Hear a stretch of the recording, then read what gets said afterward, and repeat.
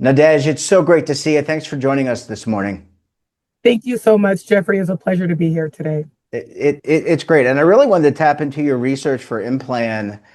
Um, let's talk about a declining U.S. population. I know you looked at a lot of the Mhm. census data. How Mhm. how significant is this decline in the U.S. population? Yes. Well, mainly what we're talking about this decline in the US population, we're mainly speaking on, the decrease in labor force participation rate, particularly in ages 55 to 64. It's not as significant in the sense that we still have enough in order to continue to, reproduce our current circumstances. But we're mainly talking about the future here and what it's going to look like further down the road when we will have that labor shortage. It's going to affect many different industries, especially the top industry is things like nursing, construction, amusement and leisure and activities. So when we're thinking about significance, we're mainly focusing on what's going to happen in the future.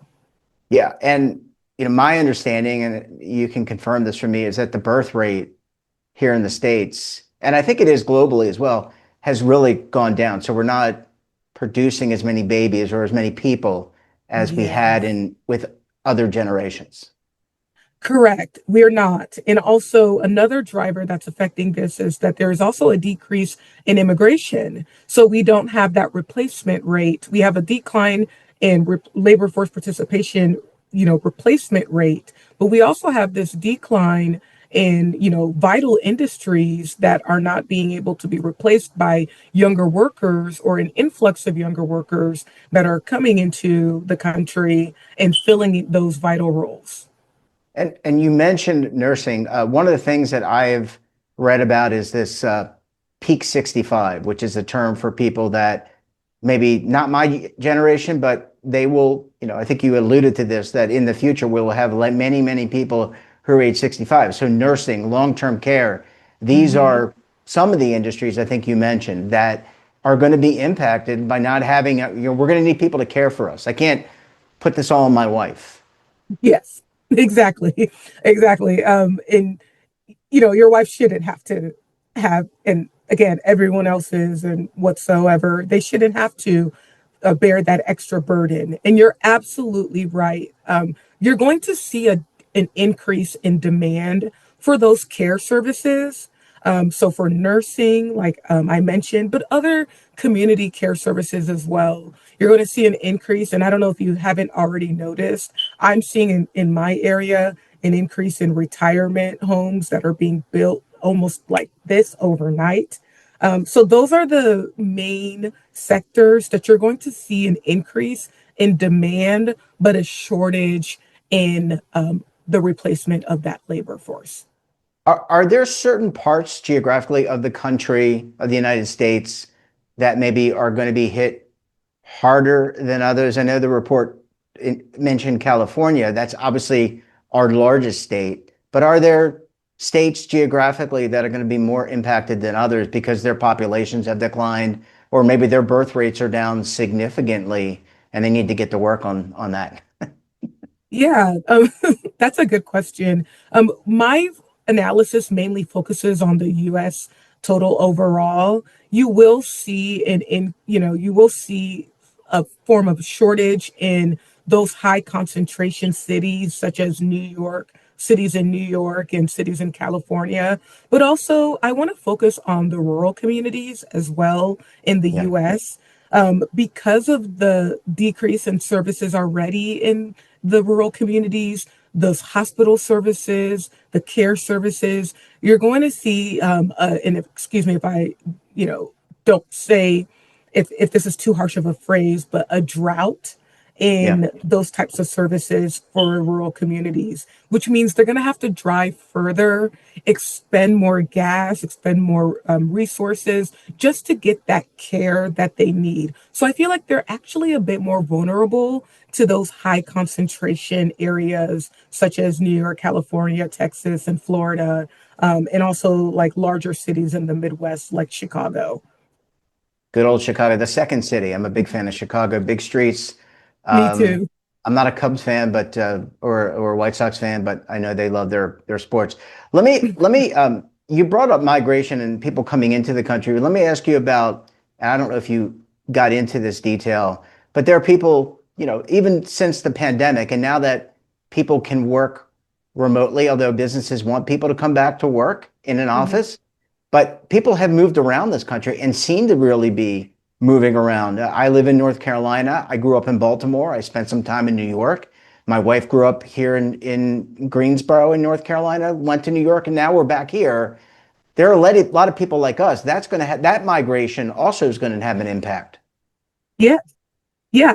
And I wanted to be specific when we talk about the migration is, and I don't want to just focus on immigration policies. There's just not as many people that are just coming into the country like they used to. And so as a result of that, we're going to see some workers in the US that are going to have to shift their thinking in particular types of jobs that they need to take or that they would like to take. We're going to also see more retraining. Right now, there's already a critical, so again, a critical drought in the nursing in these heavy human intensive industries. So although people are moving around in the country, they're moving around in the country, but they're moving around when they're taking these remote type jobs or IT related jobs. The jobs that I'm focusing about are jobs that are more human, intensive, labor intensive, jobs that require you to carry heavy items, jobs that require you to care for others. Those types of jobs are in critical condition right now because the And infrastructure, we're experiencing these structural shifts that the infrastructure is not able to handle and as quickly. Sorry, I didn't mean to interrupt you. I was going to ask you, you brought up a good point, and these are things that AI, because everyone talks about it. I mean, I can't have a conversation with somebody without bringing up artificial intelligence. AI is Right. not going to be able to lift me up when I'm 80 years old to go to the bathroom. I guess a robot could, but in its current state, AI is not the answer here. AI is going to help lead to greater efficiencies, but Yeah. it's not going to do the heavy lift as you're describing it. Exactly. And you just hit the nail on the head. So, right now, we are kind of seeing two opposing forces in the economy. We're seeing an increase in productivity due to AI, but we're also seeing a decrease in, labor force participation. And so, AI, there is going to be a gap that AI will not be able to fill.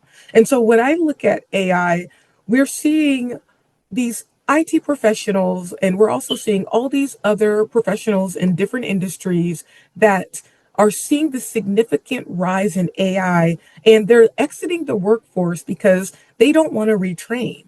They don't have the capacity to retrain. And so they decided that, hey, look, I can live on my retirement savings, number one. I have some equity in my home.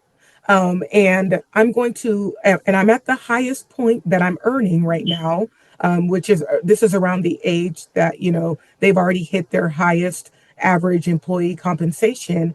And so they've decided to just exit their workforce and live off of those pensions, live off of those 401ks, live off of those home equities. And so some of them are moving around the country for that, but AI cannot solve all of our problems. You have an AI agent that can help you do more, work in, IT related services. But, like you said, AI is not going to be able to help you down the stairs.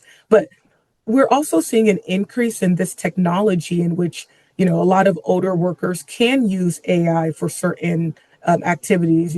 You're seeing, a lot of Amazon Alexa, and now they're able to remind you of your medication, things like that. But it won't replace an actual worker, an actual, touching industries where you can actually, provide that senior care. So that strain is very layered.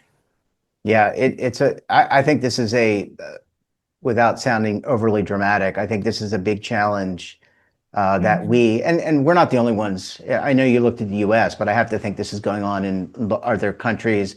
across the globe. Yes.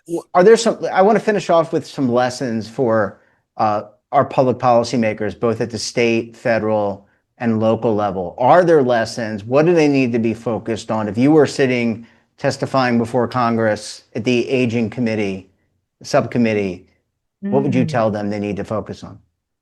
Yeah, that's really good. I think the number one lesson that is to be learned from this is that when we are introducing new technology, we don't want to displace workers. We don't want to feel like these workers have to choose between, should I eat or do I need to retrain? There should be enough experience for everyone to still particularly have, a job if they want a job, and also to be able to replace those older workers. The second lesson is that we should constantly be retraining.